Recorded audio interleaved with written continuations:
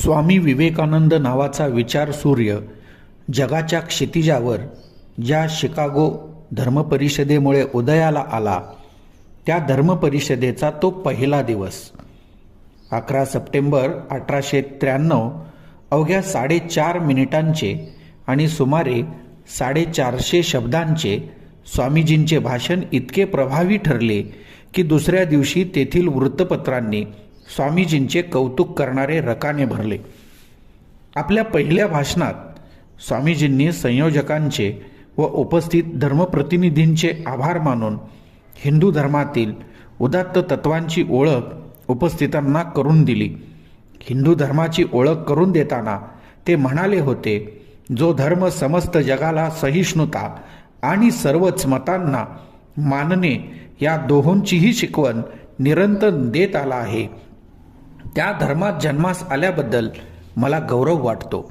अन्नधर्मीयांविषयी आम्ही केवळ सहिष्णुताच बाळगतो असे नव्हे, तर सर्वच धर्म सत्य आहेत असा आमचा दृढ विश्वास आहे.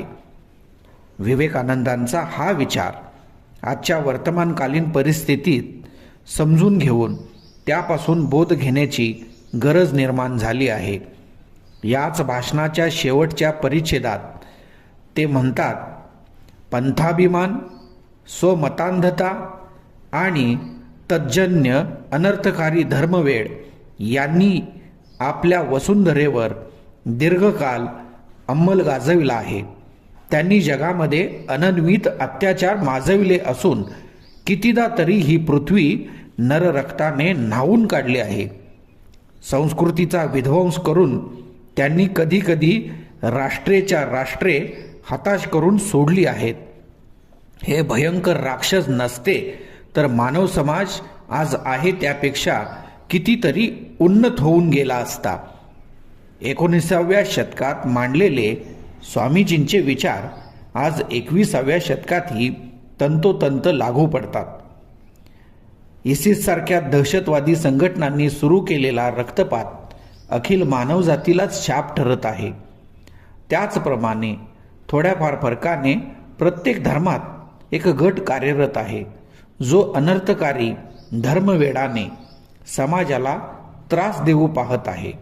विवेकानंदांना अभिप्रेत सहिष्णुता कमी होताना दिसत आहे.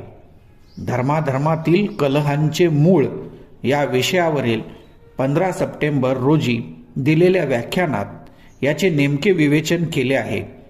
याकरिता समुद्री बेडूक आणि विहिरीतील बेडूक ही कठोपनिषदातील कथा सांगून गोष्टीतील कूपमंडूक वृत्ती म्हणजेच संकुचित भावच आपल्यातील कलहांचे कारण आहे असे सांगितले.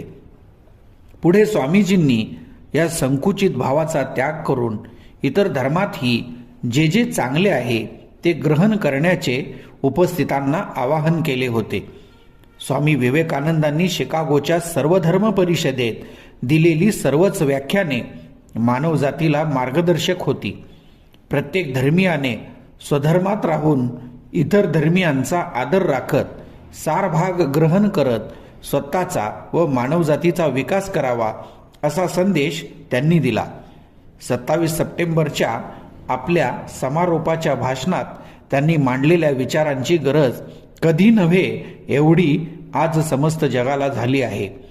समारोपाच्या भाषणात शेवटी स्वामीजी म्हणाले होते, या सर्व धर्म परिषदेने अत्यंत सुंदर रीतीने हे सिद्ध करून दाखवले आहे की पावित्र्य, चित्तशुद्धी, दया, दाक्षिण्य वगैरे गुणांचा मागता जगातील कोणत्याही एका विशिष्ट धर्माने घेतलेला नाही.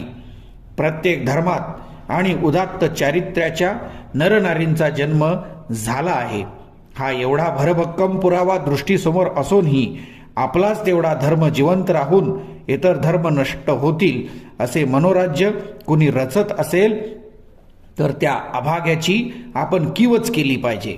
त्या बापड्याला मी अगदी स्पष्ट शब्दात बजावून ठेवतो की त्याच्यासारख्या लोकांनी कितीही अडथळे उभे केले तरी त्या साऱ्यांना तीळ मात्र न जुमानता धर्माधर्मांच्या ध्वजावर लवकरच लिहिले जाईल, संघर्ष नको, परस्परांना सहाय्य करा, आत्मसात करा, विनाश करू नका. कलह नको, मैत्री हवी, शांती हवी. विवेकानंदांचे हे विचार आचरणात आणणे हेच त्यांना खरे